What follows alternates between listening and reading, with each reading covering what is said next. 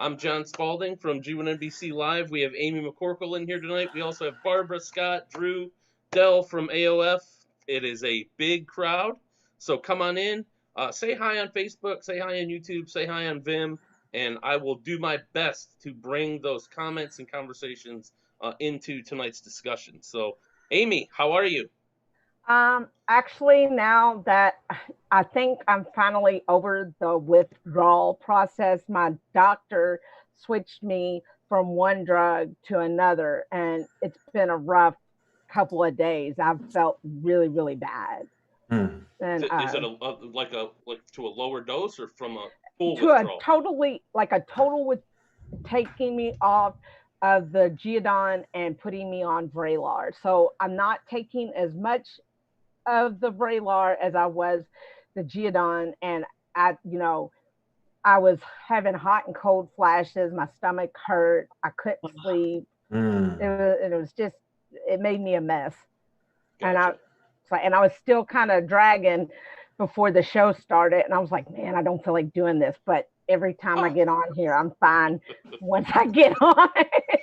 So you're ready to rock. Well, we got a crowd. We have a crowded house, so I'm not gonna have people look at me any longer. I'm gonna have you kick off and tell everyone who's online and let's get Okay, going. so our guests tonight are Drew Henriksen, Barbara Ehrentreu, and Scott D. Clark. Drew and Barbara are AOF alumni already, and Scott D. Clark, both, and all three of them are now officially alumni of the Conquering Disabilities with Film International Film Festival, because they each have at least one project each, and Drew has like 3 scripts in my competition. So, uh, and all the work is exceptional. So they're not making my job easy and looking over it, because like Barbara submitted The Kiss, which is a short script about how her and her husband met, and Drew's the two, which all of them are good, but the two which impressed me the most were Afternoon, which is a short script about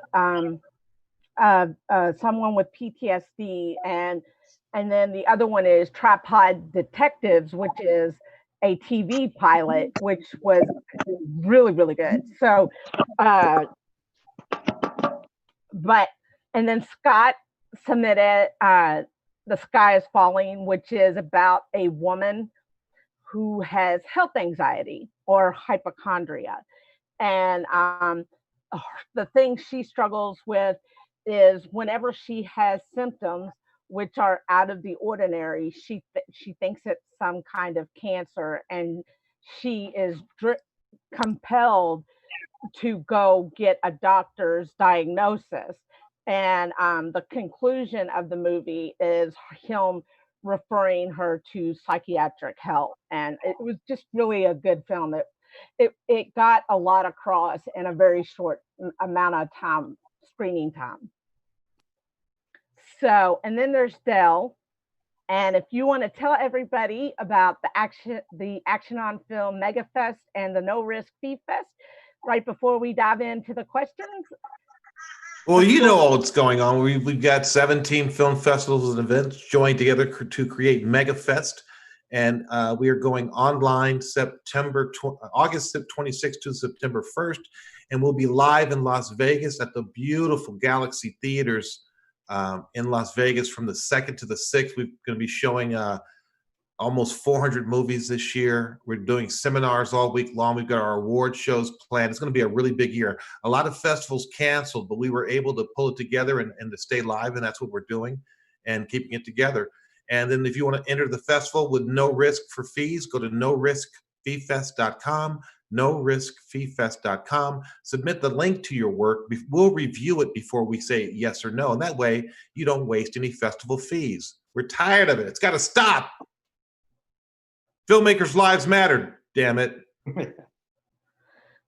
Okay, so I'm going to start the questions, I'm going to start with Drew. Yes. Drew, you are there are multiple award-winning screenwriter. Your 3 scripts which qualified you for competition are Afternoon, Waiting Game, and Tripod Detectives. What are they about, and what inspired them? Okay. Afternoon, I wrote for. I have friends that they run a ranch for soldiers, veterans, first responders with PTSD, and they take these veterans and work them with rescue horses. So I've been like trying to help them out and working with. So I've always had the mind of PTSD in my head. And then a very good friend of mine, a stunt coordinator, I don't know if Del knows him, by the name of Mike Jones. Mike Jones had this idea about a veteran who basically snaps. And he wanted to do it in a short amount of time, but he had all this information. So it dawned on me, it's like, where do you get a lot of information? So if you've ever been in a diner and sometimes like somebody just comes and talks to you and you really don't want to talk to them, well, maybe there's something more behind it. I'm not going to go more into it. And then it makes that left turn. But then at the end, I think it's a very positive note. Just might be the perfect person to get away with murder. Right? But what if this person's getting away with murder and then somebody finds out about it? But Tripod Detectives, once again, I think Del would really be interested in this too, because there's let me see it. What do you hold it? I'm outraged. I just finished it 2 weeks ago. Well, send it along. I shall. I know listen, Drew's a fantastic writer. Oh, thank you. He's an amazing individual with a lot of accolades to his credit that he won't speak about, but I will. And the guy's just a phenomenal brain, phenomenal, technical, talented, and skilled. He knows what he's doing. So I have a lot of respect for you and what you do, sir. I have 2 friends. They're actors in Hollywood. You've probably seen them on TV. One is Eddie McGee. He's a full leg amputee. He won the first season of Big Brother. He's been on He's been like on Elementary, The Rookie. My friend Kurt Yeager is a partial leg amputee. He's been on NCIS, Recurring, and he might be in another one. But they always have them in wheelchairs. Mm-hmm. These guys can kick my butt. They are never in a wheelchair. And they always say, like, how they always get cast in movies and TV shows, and they show them as being, handicapped. And my God, they're not. They can, like I said, they can kick butt. So I had an idea of like writing like a Magnum PI type of series for them. The AOF connection is like I was trying to think of a setting that I can have them in where all these different characters can come in. I'm at AOF, I'm at Palms, I'm in the casino. So wow, that's smart. So I have them working security for a Native American casino. So not only is it a typical casino, and then besides like the weekly episodic cases they handle, they're also working the politics and all these different guests, all these high rollers from Asia and from Russia coming into the casino, and they have to try and cover up these messes besides handling their own cases. So you have 2 story generators. You have the episodic story generator plus the serialized story generator, plus these 2 friends of mine who have a bit of a name.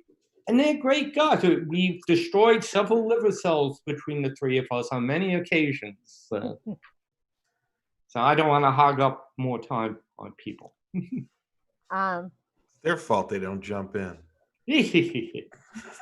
How do these scripts fit in with your body of work as a whole? How do these scripts fit in with your body of How do these scripts fit in with your body of work as a whole? I like them because they're different. I always like to be different, and I like to show things from different points of view. Everybody watches things as a spectator type of view. They look at disabilities from a spectator point of view. They don't really, and a lot of these shows I feel does the same. They show disabilities, like I have a hearing impairment, and people see things from like a spectator rather than seeing from the point of view of the person with a disability. So that's how with these stories, like, you know, amputees being very capable, PTSD. Afternoon, I'm telling the story from the point of view with the person with PTSD. In Waiting Game, I'm showing it from a person, as you find out towards the end, is a victim of severe child abuse. But movies, like I said in the past, they show it from a spectator's point of view. And all three of these stories, I tried telling the story from the person's point of view. So the viewer experiences what happens from their point of view rather than just being on the sidelines observing them. Okay. What drew you to the Conquering Disabilities with Film International Film Festival, and what do you hope to accomplish there? What was the first part of the question again? I'm sorry. That's okay. I mean, what drew you to the Conquering Disabilities? oh, you drew me to it. You. And what do you hope to accomplish there? Just to have the work recognized, and not even, you know, for my own glory and stuff like that. With Afternoon, I want to awaken people about PTSD and how it's more prevalent than people might think. With Tripod, you know, I want to accomplish to show that just because you have an amputation, you are not confined to a wheelchair. You are not this person that's just a computer geek working on the computer. My friend Eddie still works as a bouncer at a bar in Santa Monica. You know, and with Waiting Game, I really want to bring out the long-term effects of child abuse on people and what happens after, you know, years of prolonged child abuse and the effects, ramification it has after that. That's what I'd like to accomplish. You know, have these people say, you know, have viewers or, you know, their screenplays, readers go, oh, you know, I never thought of it that way before. Okay. What do you hope for ultimately with Afternoon, Waiting Game, and Tripod Detectives? Well, since they're just screenplays, I'm hoping to get them made. You know, Tripod Detectives, you know, I have Eddie and Kirk interested in doing the parts, you know, with the casino and the Las Vegas connection, who maybe somebody there can help us along. Afternoon, like I said, I wrote this with Mike Jones, and Mike Jones and I are hoping to get that filmed and just spread it throughout film festivals and maybe get it shown just to awaken people to it. And Waiting Games, once again, you know, I actually had an actor, Brad Thornton and Deborah Twist, they were looking into maybe doing Waiting Game. They're interested in doing it, maybe getting that produced. But that's a full feature length, so I don't know about the budget on that. What is up next for you creatively? This summer, I'm trying to hash out the entire season of Tripod Detectives. Actually, just tonight, I finished up the first 10 episode guide. I'm putting together a presentation, a pitch, like what I had to give Dell last year. Dell, when I gave him the pitch for Brooklyn Christmas, and he told me what I should have it in, and so I'm going to do the same thing. Oh, nice, man. Good. So I want to get, because you only have one chance to make a good first impression. That's right. You got one shot. And if somebody's interested, maybe through this, if somebody's interested in Tripod Detectives, I can just hit a button on my computer and send them this presentation that I want to work out through this whole summer.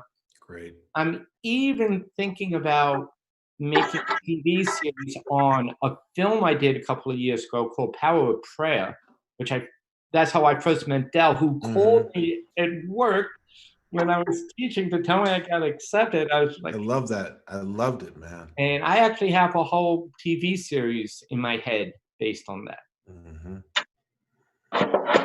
Do you have any questions for Drew, Dell? Absolutely. It's interesting that you've written so much work and that you continue to do it. Of course, you've had the accolades and the awards come with it, which is rare for a lot of people. What do you think is the biggest part of success overall as a writer? The biggest what? I'm sorry. Part of your success. What makes you a success? What trait do you have that keeps you moving forward? Looking at things differently, but making believable characters. And my characters, after they formed in my head, instead of taking this cliche stuff from TV, people ask me to read their scripts, and I just see this cliche, cops get into a shootout with shoulder holsters, and then they all go out for beers afterwards. And it's just like, if you really just murdered, not murdered, but killed somebody, you might not be in that good of a mood. And, trying to be realistic with the characters and my dialogue. I think people like my dialogue. I agree. Okay, I'm gonna move on to Scott Clark. Yay. Hello. Okay, so your film, The Sky is Falling, was inspired by a true story. Your battle with health anxiety, more commonly known by the name hypochondria. Your film is, in just a few minutes, paints a riveting portrait of health anxiety, what health anxiety is like for the person with this illness. If you're comfortable, what compelled you? If you're comfortable, what compelled you to tell this story and to do it with a woman as the lead? Well, it's my life story. So, I've suffered with this form of anxiety for, probably most of my life, but in a severe way, the last 15 years. So I'm 40 now. So yeah, I've been suffering from it since I was in my mid-20s, I guess. And as I'm getting older, I'm finding that it's getting worse for some reason. So I thought maybe if I could, I was already working on films and stuff. So I just thought, well, maybe if I can make a film about it, maybe it'll be a little bit helpful for myself, or if not for myself, for other people that suffer. So yeah, it's like having hypochondria is very sort of misunderstood. Everyone talks of it in a joking context. Like if you're having an attack, you're like, oh gosh, I think I've got a cancer. They just go, oh, you're just a hypochondriac, or take a teaspoon of cement and harden up. And it's not like that. It is debilitating. My mind is constantly, and I mean constantly, convinced that I'm terminally ill.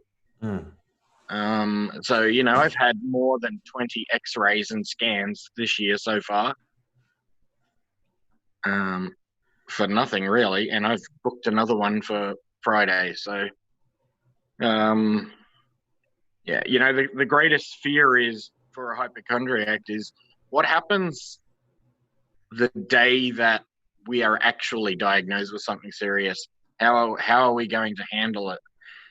And it won't be very good.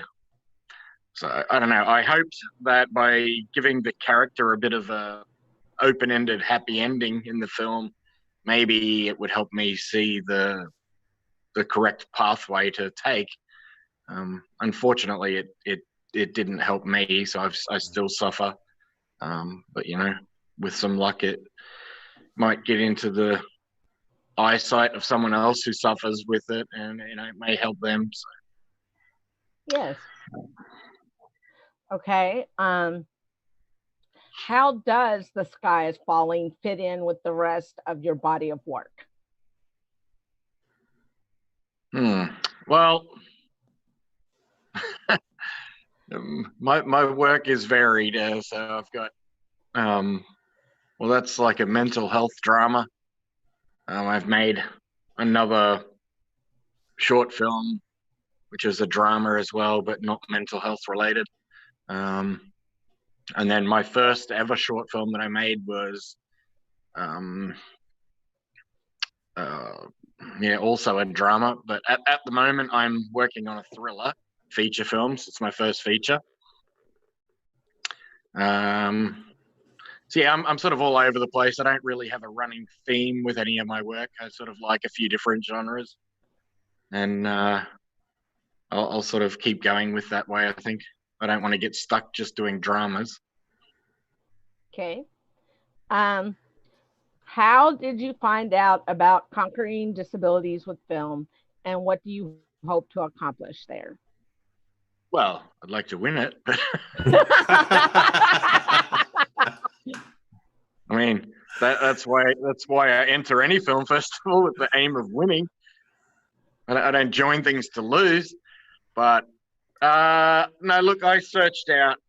I think it was on Film Freeway, maybe, and you know, I searched up because the film is a mental health drama. I wanted to really get it into more specific mental health based film festivals, or film festivals that have a mental health category or something like that. So yeah, I believe I found it through that. Smart. That's a really smart move. Yeah, I didn't want to just end it up in, you know, there's a 10,000 film festivals out there, and I think 9,400 are probably just scams. So you know, I do a little bit of research before I submit. I'm not one of these filmmakers that submits to every festival that wants to take my $10 or $20. Yeah, I'd rather have like just a few little laurels on my poster or whatever that means something, rather than 100 useless ones, you know. Okay. Well, all you filmmakers who are submitting 10 and 20 projects to AOF, don't listen to Scott. Don't listen. If I had more projects, I would have submitted more. Don't listen to that man. What do you hope to accomplish with The Sky is Falling ultimately? Well, just to help people. I've kind of given up on the hope that it'll help me, but if I can help other people, that'll be great. Why do you say you've given up hope? Because I've tried every form of therapy known to man, and yeah, I think some things. I think a lot, like me personally. I don't know with everyone else, but for me, I think and I feel as though there's like a physical problem somewhere in my mind that I don't know. That, you know, talking with a counselor is just, it doesn't seem to do anything at all. Is there anything that makes it better? Not really. So like currently at the moment, I'm firmly in the belief that I've got thyroid cancer or some kind of like neck cancer, because I swallow and I get like a little pain here somewhere. And, you know, I've been to the GP, been to 2 GPs actually, and they've both like given me a physical exam And they're like, there's nothing in there. We can't feel any lumps in your thyroid. We can't feel any masses in your neck. We can't feel this. But until I get a definitive scan that completely eliminates it completely, I won't get any relief. Now, could I just jump in here? My daughter has health anxiety. And I know what you're going through, Scott. I really, really do. I know how she feels. She's starting to get therapy that's helping her now. And it's a combination of of what you have, plus she has OCD, and she keeps thinking about stuff over and over again. And the loop is very bad for her. So she's getting double therapy now that the pandemic has happened. She's triggered by a lot of stuff, and it doesn't help that my other daughter also is starting to get health anxiety during the pandemic. So, but she has tried, she's doing 2 kinds of therapy now, OCD therapy and well, I was also diagnosed with ADHD as a child. And, I still have that, of course. And so I take a medication for that. I take anxiety medication for my health anxiety. And I don't know, to be honest, I think I'd rather, if I just took sugar pills, I don't think it would be any different, Nothing seems to work except for that clinical diagnosis that there's nothing wrong. Then I get a window of happiness until the next thing sets in, which sometimes is only 3 or 4 days. Now, did you find when you were writing the script, did it take your mind off it, or did it aggravate it even more? No, it didn't aggravate it, because the scenarios that are in my film are exactly, I think there was 3 scenarios in the film that I played out. They're exactly ones that I've been through and got the all clear with, so I was okay with that. Like, I didn't write a symptom or anything that I haven't had before. But if I'm searching on the internet or watching TV or something, and I see a story about, somebody was diagnosed with a brain tumor or something, my brain, after reading that story, I'll sort of be internally. So I internally scan my body from head to toe about 1,000 times a day, actively looking for symptoms. And then if I read something, I'll be like, oh, okay, that girl had a brain tumor. Well, maybe that explains what that tiny little thing is here. And I wouldn't have noticed that pain if I didn't read that article. And then for the next 3 weeks, I'm focused directly on this pain, focus on it intensely, that it becomes this giant thing. And I have to seek medical attention then. Yeah, my daughter is not allowed to look like through these things.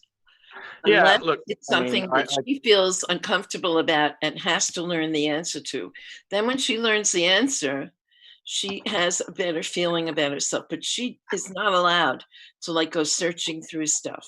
That's not. Well, it's not so much searching through stuff, just in the news stories. Like, do that. The news over here will, if a celebrity got, like just the other day, honestly, there was, I don't know, do you know the TV show Big Brother? Do you have that over there? Yes. Yeah, my friend Eddie won the first season. All right. So there was a Big Brother show here a few years ago, and one of the contestants she got evicted, and they were having her eviction show afterwards, and she was sitting on the couch talking to the host. And there was a doctor who was watching on TV, and he could see like a little lump on the contestant's neck. So he contacted the TV station, blah, blah, blah, eventually got a hold of her, and she went into him, and she had thyroid cancer. And so I see stuff like that. That doesn't help you, though. And so it's not that I go looking for it. It's just, it's there. It's everywhere.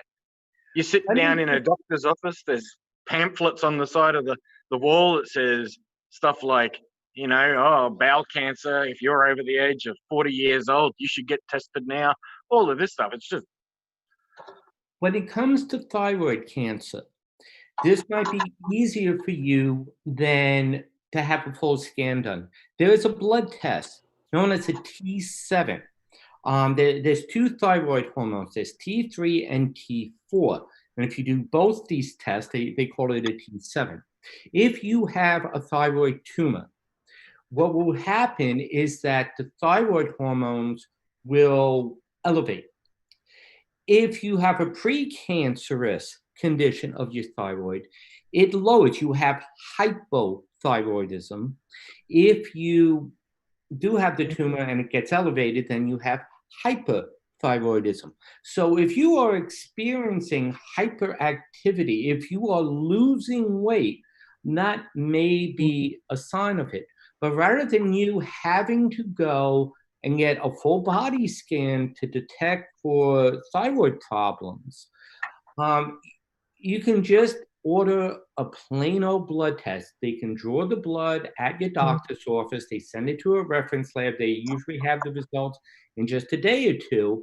And basically, they just measure your T3, your T4, which is T7, and your TSH level, thyroid stimulating hormone. And they'll look at these three levels, and if they're normal, you do not have thyroid cancer. They will also check your iodine levels. If you are worried about your thyroid processes, make sure you are having iodized salt, or you eat seafood. Make sure you are ingesting iodine because your thyroid needs iodine. But a simple blood test, as opposed to having to put yourself through having to go through a CAT scan, an MRI, or whatever. I'm having an ultrasound, but yeah. Yeah, I mean, ultrasound is not as invasive as that.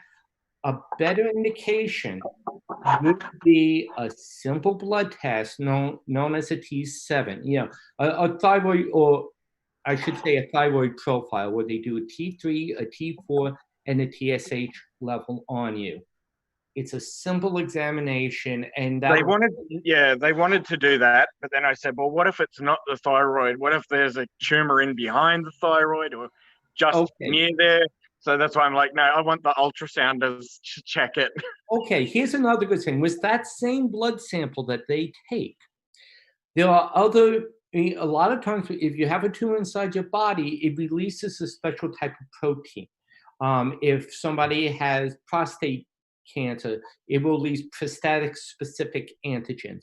Other, like CEA, is a protein marker for other ones. They can do a blood profile for a lot of the CEA is for colon cancer. Like I said, it will release this as a simple test. If you're worried about a colon tumor, there's a test called occult blood testing. You can pick it up at the drugstore. I don't know if you have CVS down there, but if you where you test your fecal matter or stool sample for the presence of blood, because it will not be I'm red. all over that. It wouldn't be red. It would be black if it's not. But you test it, it turns blue. If blood is not in there, the odds are, you're perfectly fine. Rather than having to go through all these invasive procedures, even though ultrasound really is not invasive, there are other laboratory blood tests that can be done from one vial of blood. I know I used to run a hospital laboratory, so I have my master's degree in this. Yeah, I've got a good relationship with the imaging place, and so they know me by as soon as I walk in the door, they're like, Scott's here again. So when she gives me the ultrasound, they'll tell me right then and there if there's something in there to worry about. Yeah. But it's it's just it's horrible. But anyway, whatever. It's life. Okay. And Scott, what is up next for you creatively? So I've got a thriller in the works. Of my first feature film. Yay! Fantastic. Yeah, there's a lot of hard work going into that. So we have some of the film being made in LA, and then the rest of it being made here in Australia. So we start filming in LA on the 20th of July, and then probably around August. We're just waiting for some of the state borders to open in Australia. So I don't know what they did for you guys, but they closed every state off separately here for COVID. It was a state by state kind of thing. No one closed state, but you could still travel state by state. But I think states like Michigan, they had different things you couldn't do, I think, inside the state. That was a little bit weird, but I never saw anything else. Yeah, we had that as well. So they locked us down tight. So every state was fenced off. And then every locality within the state, you couldn't travel more than 50 kilometers away from your home.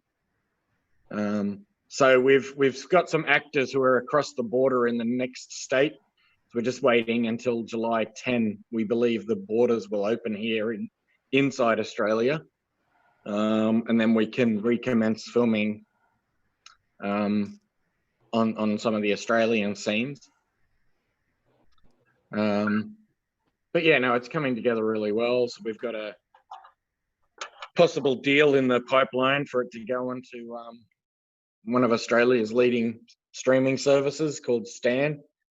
It's owned by the Murdoch family, as you guys know them. Everything's owned by them here. They pretty much own the government here as well. I've been talking to people who say that China owns most of Australia now. Is it really the Murdochs? Well, the Murdochs own all of the media outlets here. Yeah, China's not real popular here at the moment. Let me tell you that. But are they in control of a lot of stuff there? They own a lot of stuff. Yes, they do. Own it. Yeah. But yeah, Australia's because of all this COVID stuff, Australians in general have changed their beliefs against all of that. So there's becoming a big backlash now. And yeah, so our Prime Minister, he has stood up to China and demanded things from them. So they're not happy. So they've put sanctions on us at the moment. Australia is the world's largest minerals manufacturer in the world. So we're the biggest mine. So Australia is like basically the world's mine. Now, China buy a lot of the minerals off of us, and they are putting an 80% tariff tax on everything that we export to China. So yeah, it's going to hit us hard financially for a while. But and because of COVID, you can't travel for the next 3 years. Yeah, COVID's it's been a pain. I agree. I agree. Do you have any more questions for him, Del? I think that was a great segment. Thank you. It was a lot of information. You're welcome. A lot too. I mean, really. Okay. Well, I'm going to move on to Barbara. Hi. Barbara, you are an editor of several of my works and many others. You work for RV Publishing. You're an award-winning author, the award-winning author of If I Could Be Like Jennifer Taylor and After. You are an AOF class of 2017, and your short script, The Kiss, is an official selection at Conquering Disabilities with Film this year. Tell us what The Kiss is about and where did you get the idea? Okay, The Kiss is about the time my husband came back from the Army. We had been going out. We went out 3 years before he came back from the Army. And 3 years ago, it wasn't 3 years, but for 3 years we wrote to each other. And we only went out 3 times, 3 years before that. So then I figured he was coming back the week after he came back. But he surprised me and came back a week early. That day, when he came back, happened to be the worst day of my life. I lost my job. I had to come home on the hot, sticky subway. I was miserable. I was going to school in a couple of weeks, but I wanted to keep my job, but I hated being fired. And so I took a shower, laid down on my mother's bed, which was the only cool place in the house. We didn't have air conditioning, so she had a fan in her window. So I took advantage of that. And I was woken by this phone call, and it was Hal. And I said, "You're not supposed to be here." I said, "You're a week early." He said, "Can I come over?" And I said, "Okay." And then I ran around like a mad woman.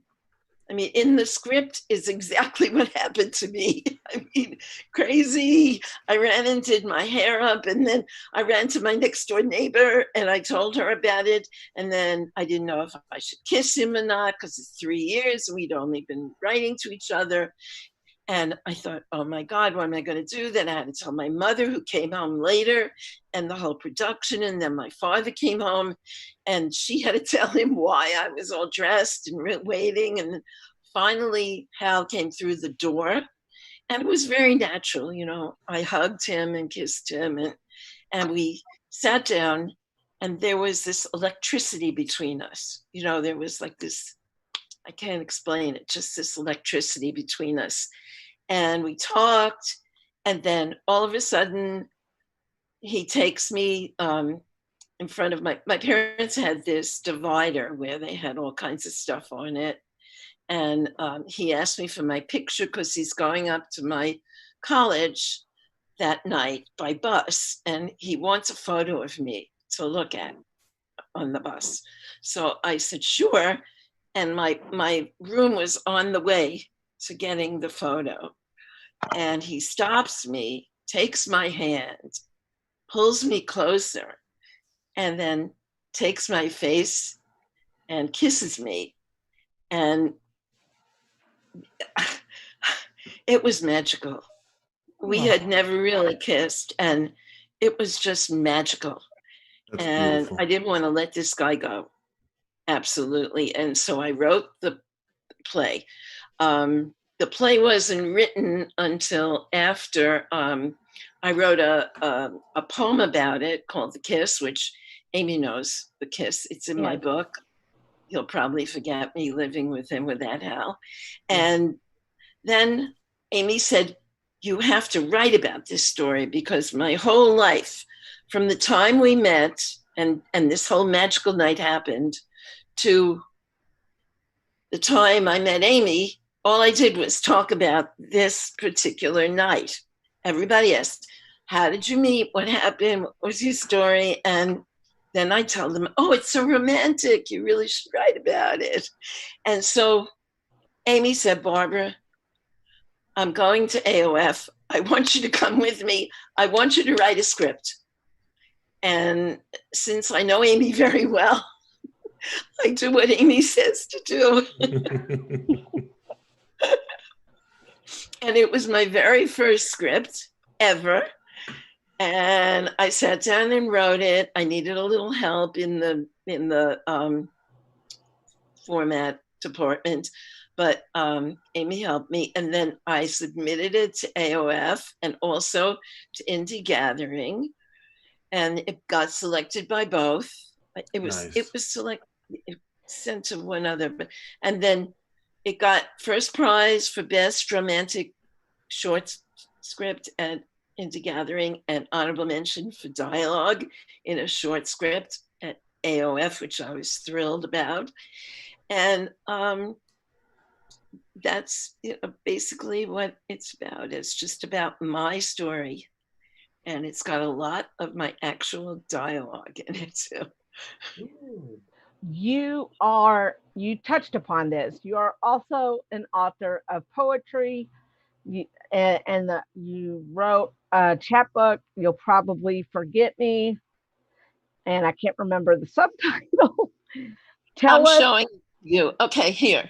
I'm bringing it to the screen. There you go. Tell us what inspired it and what does that work represent to you?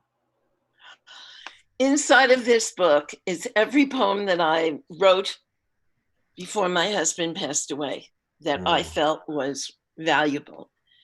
And there are 40 poems that I wrote after he passed away. I just kept, I wrote a few before he passed away, but a lot of them were just put away. And then every time I got sad, I would write a poem. And the sadder I got, the more people liked my poetry. Oh, like, wow. Wow. My Thoughts Turn to You, which got Scriggler Poem of the Day and then just received another honor.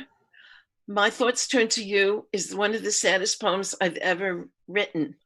But The Path Along My Memories, which I also submitted to which got an award, also is one of the saddest poems I've ever written, and that was way after my book. But I find when I read some of these poems that they just make me so sad, because it's like that book, Water for Chocolate, you know, I put all my tears into these poems and they help me to recover. So, I mean, he's gone 6 years now, May 2nd. Wow. And when I went to AOF in 2017, it was only 3 years since his passing. Mm-hmm. And that same summer, the fall before that, I had my knee done. So AOF was the first time I had actually danced anywhere. Mm-hmm. So that was kind of cool. That's fantastic. What a beautiful way to honor someone, to love them that way. That's fantastic. This is, if you can see the picture real close, this is us at the Eiffel Tower in Paris. It was 1970, yeah. So it was very, very difficult for me to put those poems together. And a very good friend of mine who has a publishing company said, I want to publish this. I won't mention her name because she'll get mad at me. But she said, I'm going to publish it for you, Barbara, and free of charge. And I love your poems so much. And when she read all the poems together, she cried through the whole book. Mm-hmm. So I don't know why, but people love the poems. And, you know, that's it. I guess people like sad poetry, but some of it is not as sad.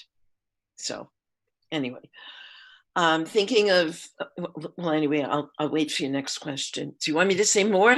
I've got the works. Do you want me to say what I have in the works, or is that for later? No, that's later. In 2000, Amy is very thorough. If nothing else, she's very, very thorough. In 2017, as we've mentioned, you attended AOF. I always say AOF changes lives. Was that your experience? And if so, how so? Yes, AOF definitely changed my life because, first of all, I had never been involved with film people. I didn't really know film people that well. And even though I knew you very well, we hadn't really hung out that much together. So that was a life-changing experience. The other thing was that I met a lot of people during that time, and I met Del, a life-changing experience for me, really. Wow. And really a life-changing experience because you took me into the fold of AOF, and it was beautiful. And I wanted to come back next year, but I couldn't. Wow, that's saying a lot. You know, finances just did not work for me. At the Cutting Room Festival in 2017, that same year, I went to see, I had met Michelle Philippe Hartley. Oh yeah, Michelle Hartley, Michelle Felice Hartley. Felice, right? Yes. Felice, right? Felice Hartley, and she and I we met actually accidentally at the airport the night that I left, and we became very good friends. We were half asleep, and we became very good friends at the airport, and then we corresponded together. And she said, "Come to the cutting room." And I said, sure, why not? You know, I know a lot of people there. And so I went to the cutting room and I met more people and I saw her film, which was absolutely fantastic, which was, okay, let me remind myself what it is. It's the first one she did that got an award and I can't remember it. I was there that year. Yeah, were you there? I was at Cutting Room, yeah. Then Tanya Canaday was there. Yeah, Tanya's great. Yeah, Tanya's great. Yeah. And I met Maurice. At AOF, I met Maritza. Oh yeah, Maritza. Yeah, oh, they're fantastic. Yeah, he's back this year. He's our musical director. Yeah, he's fantastic. And I got to meet all of Amy's people that she knows so well. All of her group. I met Clint. I met let's see, I can't remember people's names. I'm terrible. Mark. Right, Mark. I met Mark and his wife, and I think that changed my life because I thought, maybe I can do something. And at the cutting room, a group of us after the films got together that day. And I thought to myself, you know what? I could really make this film. And I thought of Michelle as playing my friend Annette. And I thought about how wonderful it would be. And I got the whole idea for the film in there. But I don't have money to make a film or the wherewithal or the gumption that Amy has. So I still haven't done it, but it's in my head to make a film of the kiss. Okay. Why did you submit to Conquering Disabilities with film?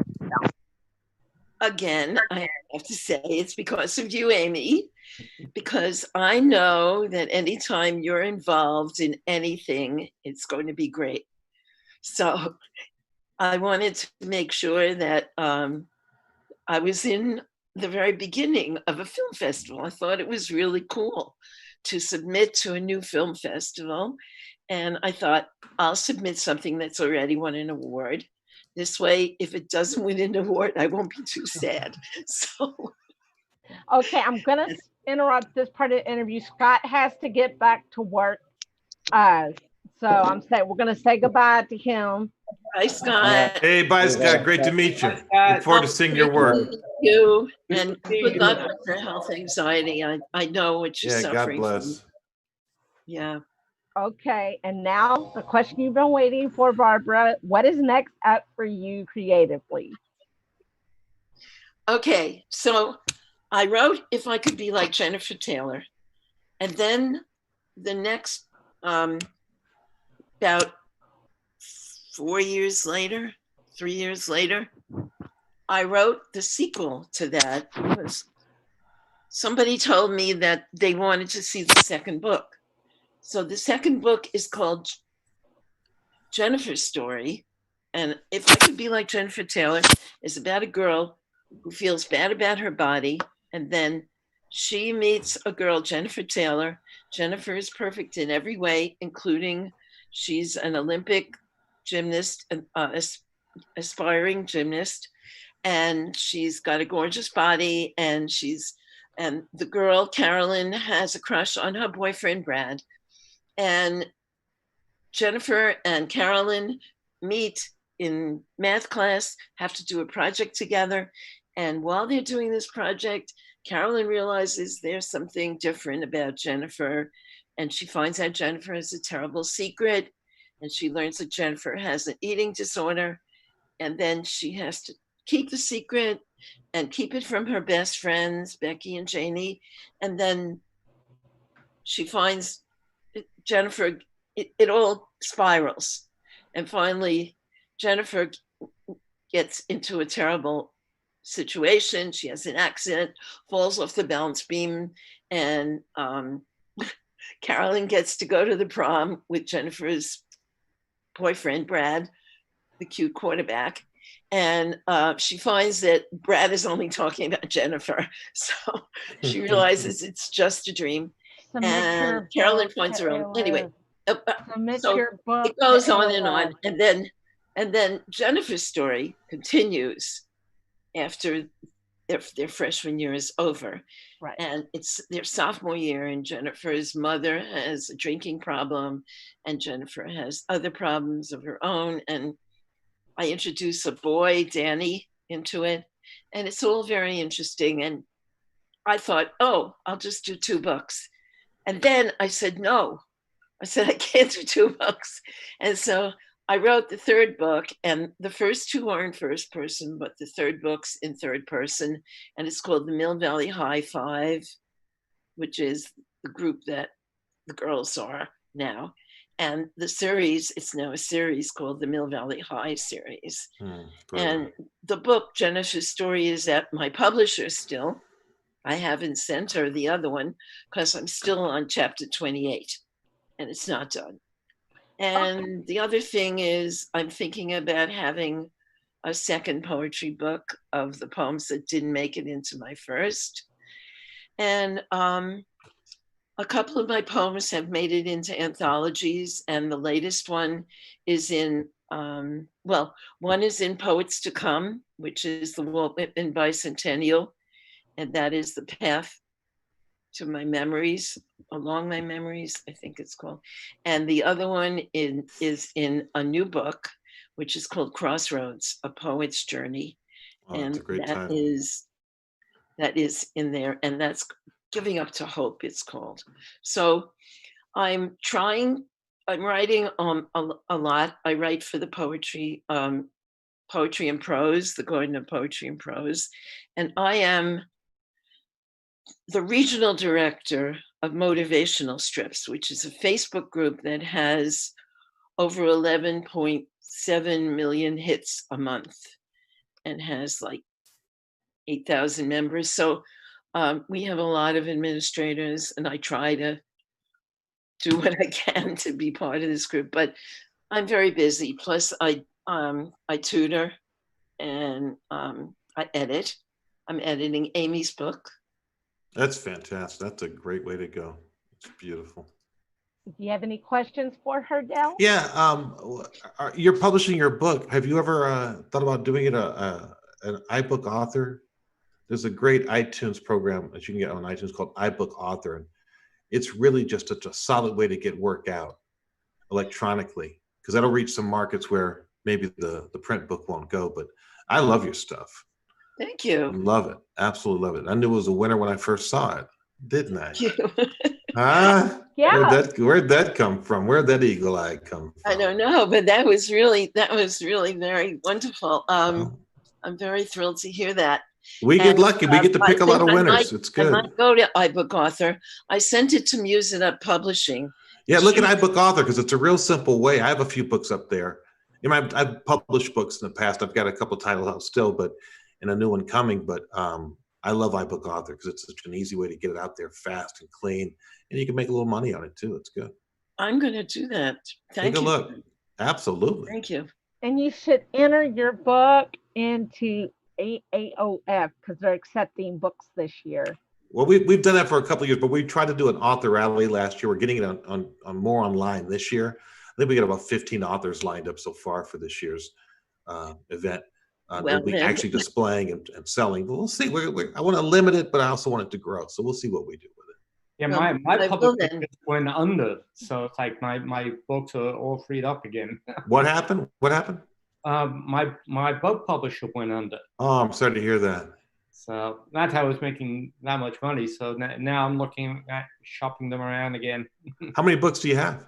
I have a whole trilogy out. Oh, wow. Interesting. It's sci-fi fantasy. Okay. I will say my latest book, my 27th book, is out. And 27, my God. Lorene sent me a picture of it. She bought it. And Annabelle's bought it. And I'm used to people buying the ebook stuff. Right. Of my stuff, But not the print. And like right. I've got 5 or 6 people already bought the print copy. Yeah, I'm buying a couple myself. We're gonna do a little something for the festival. I've got a bunch of books to get. I love reading the books from the AOF writers and filmmakers. It's really something because a lot of them are published authors. And I'll tell you something. It's a more literate group, and I find that to be really, really refreshing because it used to just be that you're a filmmaker and the writer stayed separately, but now you have this kind of a genre bending, or I should say, vocation bending type of deal where everyone is combined and mixed in, and I think that's really fantastic. Yeah, it makes a real community, but a real strong community, and I love that. What are you guys doing showing off over there? Plug town. Oy vey Maria, the Nun and the Rabbi, the screenplay guy published. Love it. Okay, I'm going to do a round robin now, and this question. Maybe a trapezoid robin. You know, nobody does a trapezoid robin. This question is for everyone. With all the festivals going online now, and how has that affected the way you market your work?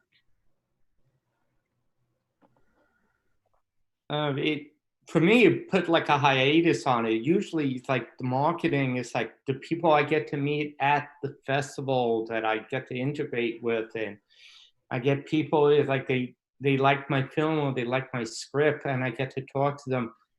Even though it's online, and I'm having no interaction with anybody with this. Maybe, you know, maybe more and more we come to more Zoom meetings and we have, but I'm not getting to mingle like I usually do. And that's half the fun.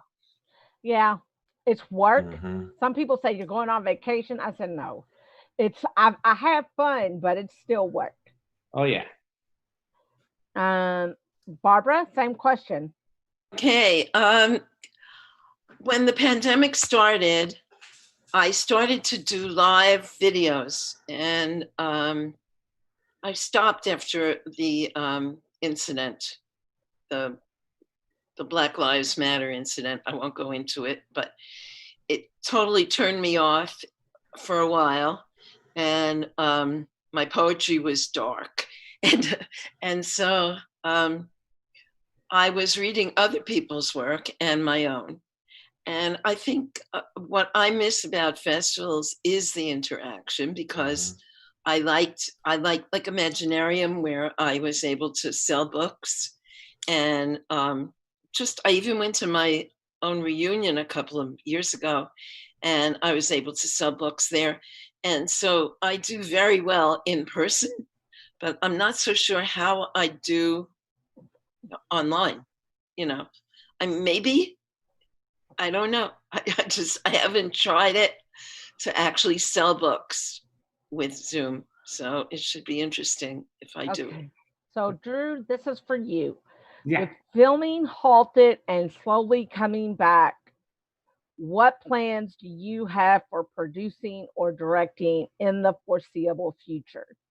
Well, we're actually working with, and you might remember Andre Joseph, and Del, you might remember on. We were supposed to start filming American Gunslingers this summer. That all ground to an abrupt halt. Of course, yeah. So we don't know. We have no idea. We wanted to get going on that. I actually, if you remember last year, my arm was all in a cast. I couldn't get into shape. I started getting into shape and everything, and now it's just limbo. We have no idea when we can start filming. I know I don't want to do my work in front of the camera now because like now I'm in like the worst shape of my life and my character is supposed to be like this. I'm more like, and gutted, beloved. So we don't know, but we were hoping to film Gunslingers this summer, and you know, we'll see what happens. Okay. This is for both of you, Barbara and Drew. How has your creative output been during the quarantine? If it has been affected negatively, how do you get around that? I'll start, I guess. I write every 2 weeks for the Garden of Poetry and Prose with prompts. And so I have to write. I have to write. So I have to write a poem. And I also got inspired to write from the video of that awful incident because I personally felt awful. I've written a few poems about the coronavirus, and I haven't worked much on my own story, on my prose. That takes a lot of time because I've started to tutor online during this. I wasn't tutoring at all, and then I started tutoring online, and that's twice a week. And then I picked up another student, so that's 3 times a week. And then I have my daughters, and I have baking, and I have cooking. Baking, I guess creatively, I've been baking a lot. I don't know, I haven't really been writing that much, no. So I would say probably it has impacted my writing, my prose writing. So, Drew? It impacted me for like 2 months. I was just not in the mindset to write at all.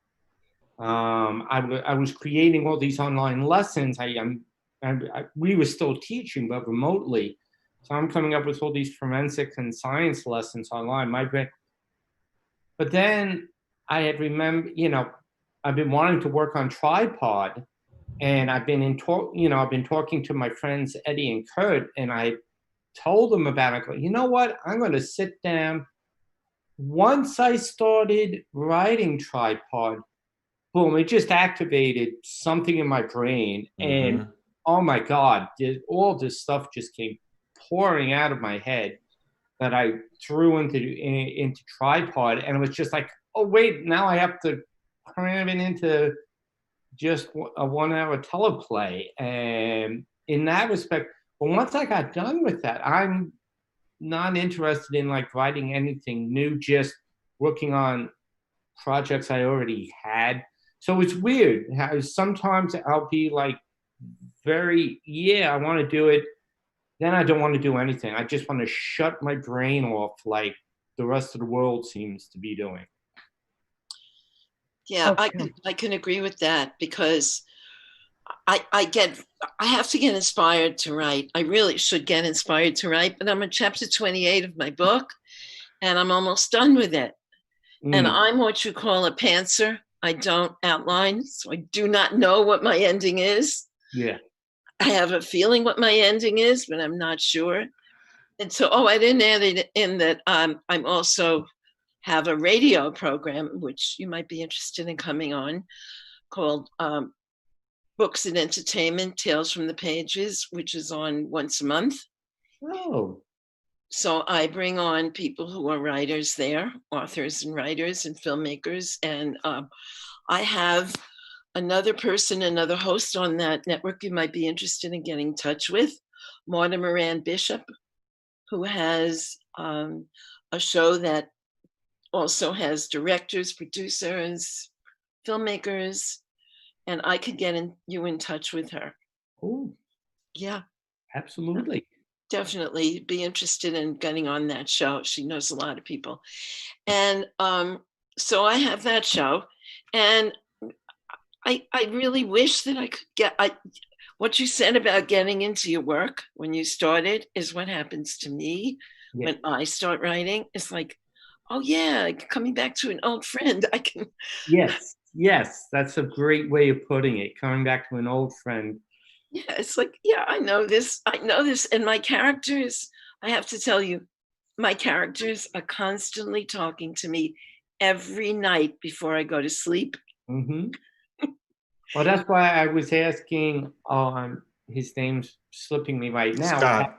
Scott, how he was doing with his writing, if it, helped calm his, his feeling, or if it inflamed him even more. Because I know with me, sometimes I can't shut it off in my head when I go to, and I don't sleep.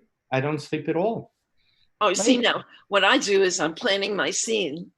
Yeah. Then I'm planning the scene of a chapter I haven't written yet. And so I have all these scenes that are planned out in my head. Yeah, me too. Not on paper. So yeah, me too. You too. So it's like, oh, and then I get bored with it. And that's what puts me to sleep. I say, oh no, is she going to do this? Is this going to happen now? And then I just get bored with it and go to sleep. And that's how I go to sleep. Yeah.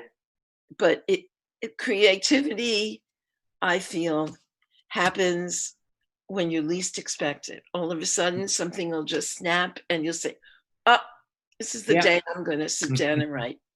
Okay, so this is for Barbara. Do you plan on expanding your short script, The Kiss, into a feature script?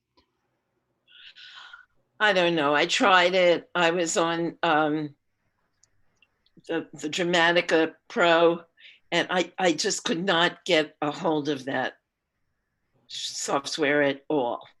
I really need somebody to walk me through that whole thing. I mean, I received it as a gift, and it was a wonderful gift, but I just have no idea how to use it. How to use what? Wait, how to use what? Dramatica. What is it, Amy? Dramatic. Was it? Oh, the screen Dramatica from Wright Brothers. Yeah. That's an AOF prize. What do you mean somebody gave it to you? We gave it to you. What are you talking about? I know. I knew we can set you. That's not a big. That's an easy program. But there, it depends on what your style is. Dramatica is really, really cool because of some of the tricks and tools you can use. But of course, a lot of people like Final Draft. A lot of people like Cell. I hate Celtex. I just hate Celtex. But I think there's Highlanders, another great program. But I can go over that with you. That's not a big deal. Oh, I don't even know if I have it loaded anymore. I think they sponsor. Yeah, they've been sponsoring for 12 years. Yeah, I got it in 2018. Yeah, because you won in 2017. Yeah. We tend to give our prizes out. If we don't give them at the event, we give them out during the year leading up to the next show because we take a hiatus for about 6 months usually. We did this year because all the awards had to be hand created. There wasn't, no two are alike, and they're all custom. And of course, COVID came, and then our printers went out. Then finally, they came back, and now we're getting all the prints, and so we're starting to mail again. But No, but I thank you for it, really. Oh my God, yeah, it's a great program. No idea how to use it, but I thought about expanding it. I really have, but I tried with Jeffrey. Yeah. But I just could not do it. I couldn't find a way to expand it because then I have to change the story a lot to expand it and include the time after or the time before. I couldn't decide if it was better to have it be the climax or to have it be the beginning and then move on to the rest. Maybe you're just not ready yet. I'll leave it at that. Maybe it's just not ready. It's too fresh. Yeah, I want, from the time I was diagnosed with bipolar disorder, I wanted to write a book about it. And I could not do it. That was 21 years ago. That was in 1999. I didn't start a blog about and used it for my memoirs in 2013. That's 14 years later. I had to get some distance. I had to get stable, and I had to get some perspective and not be as raw from it. I had to heal some. I had to heal a lot. I tell you how many years it was from the time that I met my husband that night to when I wrote the screenplay was 51 years. Mm. 51 years it took me to write that screenplay. Yeah, you might need a little more time. You might need a few more minutes. Okay. And finally, do either of you plan on attending AOF Megafest? And I'm going. Disabilities I'm going. this I'll be year? there. I'll be there. Darn it. Maybe online. I Online. think online now, definitely, because I think I want to go and maybe submit something this year, but I'm not sure. And it'll have to be online for me because I cannot get there. And I'm one of those people that shouldn't really go out at all. So I'm past that age, and I have a health issue. So I probably should do it online. What Yeah, about you, Drew? I unfortunately I can only do it online. It's when the school year starts up. Ah. Man, I hope they put all the kids back in school. I really do. And up until this week, I thought we would actually be going back and doing regular classes, but who knows at this time? We're not going to know. And they're even talking about just having us go in for a little bit and then doing virtual classes from home and then coming back in for, so who knows? Who knows? In Connecticut, where I live, they just put out the guidelines today. Oh. And they're going to allow people who want to keep their children home to do online learning, long distance learning. Yeah. And they're going to let that happen. So the children who want to come back can come back. The parents who want to come back, have their children come back can come back. But I'm sure that it's going to be socially distanced learning. I'm sure there's going to be masks involved and a lot of contingencies about sanitation, because with children, you know what that entails. Oh, it's a giant petri dish with chalkboards. Trust me. I know. I was a teacher for almost 20 years. So I know what you're going through. Yeah. And it's what grade do you teach? I teach juniors and seniors. I also, and their college level class. It's a forensics class with Syracuse University in the high school. So I started off the year with my body farm lab where we put out pieces of chicken and monitor how it decomposes over 2 weeks. And I don't know if I can do that this year. I'll videotape the rotting chicken with my camera, with my cell phone. Probably that's a good idea. Yeah. Yeah. So that way they don't have to smell it, even though I want that to be part of the lesson. You should put a live cam in there and just have it run 24/7 online so they can watch, they can literally watch it for 8 hours and see. I have no comment about any of that. I got nothing to say. You can have them do it at home with their parents, Oh, Rottingchicken.com. rottingchicken.com. Oh, yeah, they'll love me for that. They could put it in a glass case, and if they want to smell it, they could open up the lid. Well, you have to let the blowflies get in. Those green shiny flies that blow. No.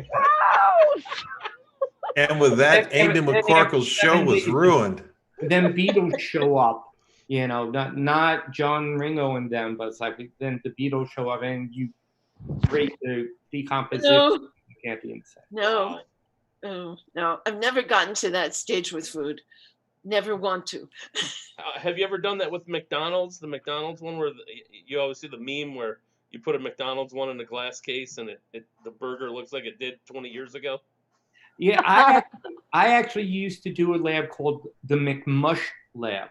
Okay. Where you take a Big Mac and you put it in a blender and you blend it up and you let it settle, and the amount of fat that they layered in it turns everybody vegan, or getting. You might think this is funny, but I love a good Big Mac shake. You can get them, but it's only in December and November. That's So be not true. careful. That's not a It's thing. absolutely true. That's a thing. Yes, it says They'll put secret it. They'll sauce. give you a Big Mac shake, and then they I think they mix it with something from the Do they put it in from the like softy vanilla ice machine. cream, or do they just? It looks like ice cream, but Water? it's not sweet. It could be something else. I'm not sure. Okay. Just be careful when you order it. I'm not even intrigued by that. I won't be ordering. Well, those Are you done, Amy? Yeah, I'm done. Great conversations tonight. Barbara, I had a question. For you. I've been on like 9 of these. This was by far the strangest episode, I have to say. Thank you. Interesting, entertaining, and all that, but very It was strange just the same. It was an eclectic episode. I'm shocked. It was good, and I'm glad to be a part Hey, of it. you got a thyroid lesson and a forensic entomology. I lesson. learned about things I never wanted to know about, and that's okay. I did not. I honestly didn't know about health anxiety. I knew about hypochondria, but I didn't know about health anxiety and how And then Barbara, your daughter has experience with it, and it's so fascinating. I think I even have some of that, like myself. I'm always worried if I get a tick or a little thing here, a little thing there. I'm like, oh, I'm lucky my wife's a nurse, so she can be like, no, that's a pulled muscle, or no, that's not really anything she. What is your question, John? Run through. You said you don't write with an outline or a preconceived outcome, but you called yourself something. So what is that? I didn't. A pantser. A pantser. You write by the seat of your pants. Pantser. Yeah. By the seat of your pants. Gotcha. Okay. Gotcha. Cool. I always have that as a question. Too. That's neat. I've got first screenwriting lesson I got. He said, I want to give you 3 rules for success. You got to reject rejection. You got to seat of the pants to the seat of the chair, and don't get it right, get it written. Like, don't be so concerned. What's the second part mean? What does a seat of the pants to the seat of the chair? It means sit down and do the work. Oh, right. I always forget that part. People who tell me they have like writer's block. Okay, there are lots of books on writer's block, but the one that I love best is by what is her name? Anne Lamott. Anne Lamott. Anne Lamott says, just put your pen or pencil or your fingers on the computer and just write for 15 minutes. Just write. Don't take it off. Just write. It doesn't matter if you're writing gibberish, because eventually, as you're writing, you're going to write something that makes sense and you're going to get inspired to write. So a lot of times people have asked me how, what should I do? I said, just write. Just don't think about it. Just write. And that's what I do when I don't know what I'm going to do. I'll just sit and write. And I go to the dojo and kick people in the head. For some reason, that frees up my brain. I've heard that's calming. I just want to add one thing, John. My daughter with health anxiety is crippled by it. If she takes medication, and she's now, because of the pandemic, getting double therapy twice a week. Now, is it a form of OCD? She does. Because she has the kind in her head. Because from what Tim was saying before, that sounded like obsessive compulsive. He probably does have it. She was diagnosed with both health anxiety, depression. When you are diagnosed with a mental illness, your percentage chance for you of being diagnosed with another one goes up by like 20%. Wow.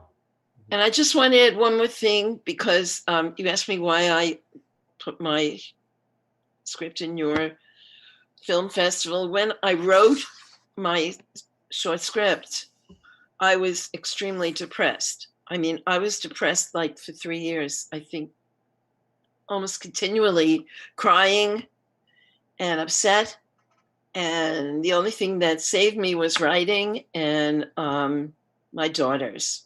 My daughters were like my pills, they kept me going. So I think if I'd been alone, I would have been probably going to somebody to see someone, but the depression was really bad. So that's why when I wrote that screenplay, I was really in depression. So there you go. So sorry to hear that. It's better. Thank you. It's better.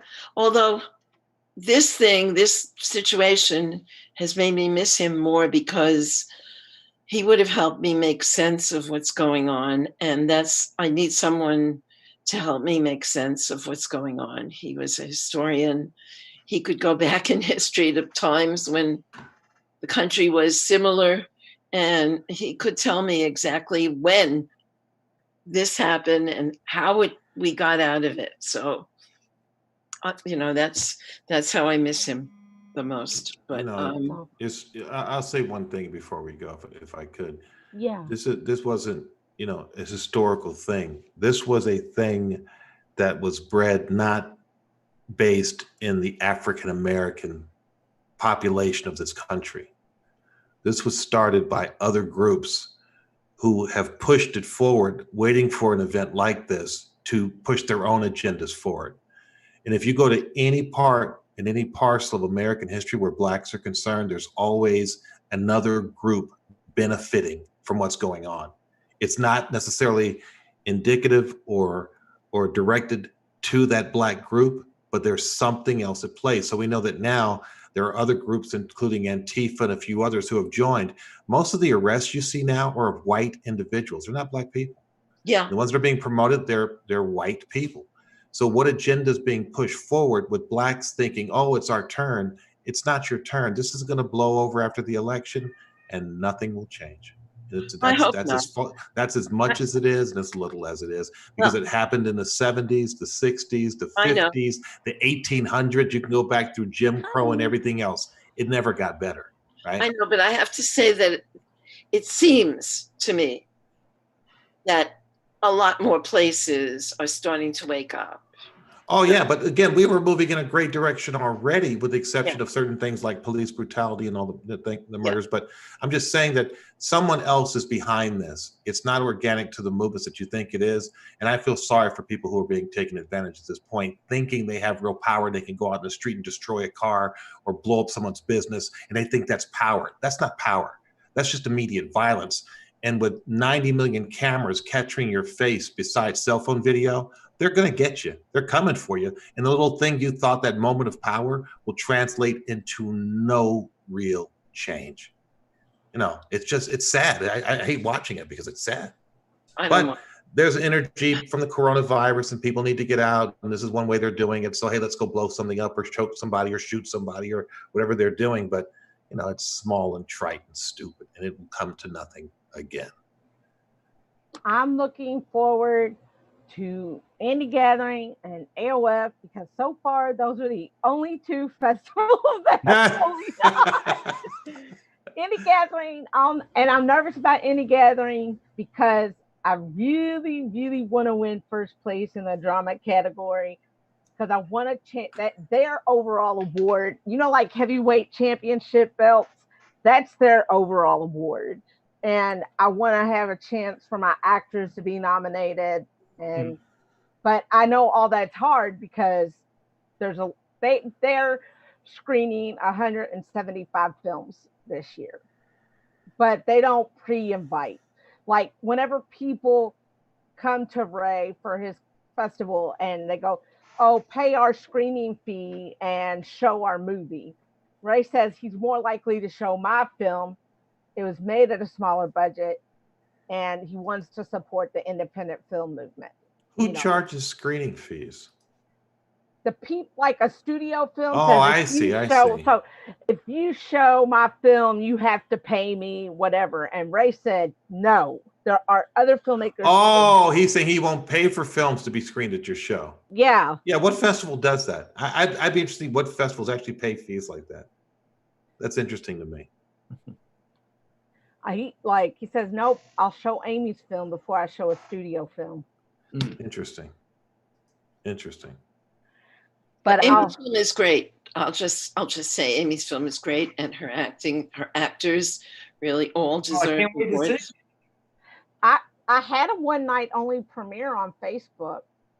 Yeah, how many? Almost 2,000 people watched it live. Come on. Yeah, no budget, no marketing budget. Oh, has that one person who is a critic or does judging for awards, has she watched it? Arlene, has she watched it? I don't know. I have to call Arlene. I haven't seen her. Okay. But Arlene is she's a reviewer for films for the New York film festivals.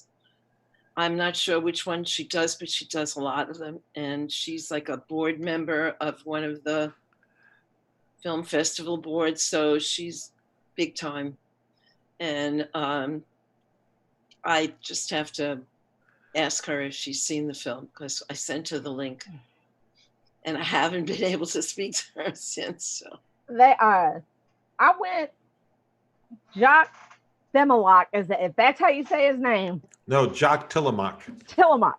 Yes. Okay, so he had a happy hour, like a Zoom room happy hour. He does it every Friday night. Yeah, and I went one time, and I felt like these people. I was like, what am I doing in here? And whenever they asked me about my film, and they said, and they asked me they asked me my budget. They asked me how many days, and I told them, and they couldn't believe it. They like, you can't do that. Well, I did it. I did it. I got a manager off of it, and a lot of people have seen it. So I don't want to just be online, though. I want that experience.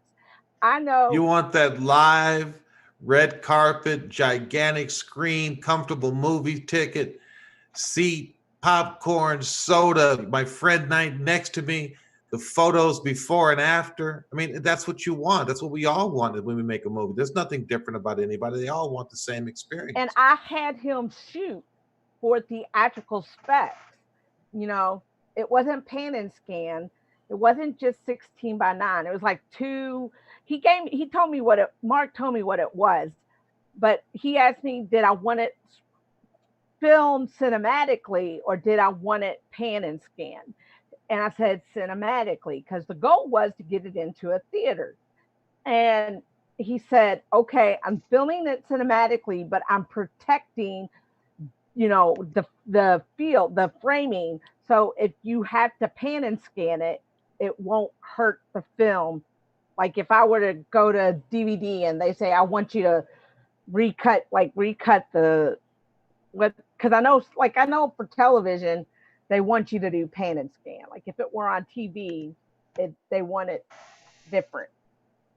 But I want, and AOF, that's why I paid the $1,500 to have an after party. I won't do that for every film, but Letters to Daniel is separate that. That's a private party you're throwing for your guests and your guests only after or before your premiere, not money to AOF, correct? Correct. Thank you. Okay. No, that pays for the food and drink of that's for your private party. Thank you. Yep. Yes. No, AOF is not profiting off of me. Well, John, I know we've talked a long. That's it. Great another great conversation, Amy, and I really appreciate what you're doing with the Conquering Disabilities with Film International Film Festival under the AOF Megafest umbrella, and just having these great conversations where we're bringing in all these talented writers, producers, directors, filmmakers, and having good conversations not only about the process of filmmaking and writing and things like that, but also about healing and better advocacy and learning from each other. And really tonight, I appreciated everyone's kind of back and forth with each other and learning Absolutely. and engaging and growing. So we'll do another one soon. I'm sure Amy's going to call me and say, hey, I'm putting another one together, and then we will have one. And until then, Amy's going to go to the Indie Gathering, and she's going to go to AOF, and then we're also gearing up and getting ready for season 3 of Recovery Unplugged Live. And John is going to be at Indie Gathering. Can I say I a quick word? and Can I say a quick word? yeah, and Don't I was mind? just and I was also going to say if I can help coordinate any kind of online portion of the festival where we take an hour or so and have a live event where you guys are in a Zoom room, but also at the Absolutely. festival And Shane and here. Joyce are working now to get you the trailers together for the trailer of the drive-in trailer theater Yeah, you the want to do, G1NBC which we'll trailer park for the co-promote. AOF Absolutely. Megafest. But I wanted to just thank you, John, for assisting Amy in the way that you have, because I've been on a couple of these shows as a guest, and I really think that what you've done and created with her is magnificent. And you really have given someone a chance to express themselves, use their voice, and also to, in a non-violent way, protest the systems that are in place, but still bring light to situations and circumstances and conditions that people may not otherwise know about. So thank the both of you for your cool heads and your common sense and smarts to create something like this. And I think it's just a really great thing that you've done. And I want to bring a little notice to both of you. So thank you. Thanks, Dill. Appreciate it. All right, everyone. So that wraps up tonight's episode. Everyone online, you guys can stay in Zoom and say goodbye to each other. And audience, we will see you next time. Okay. Night, John. Night, Thank you everyone. all. It's good to see everybody. I'll talk to you soon.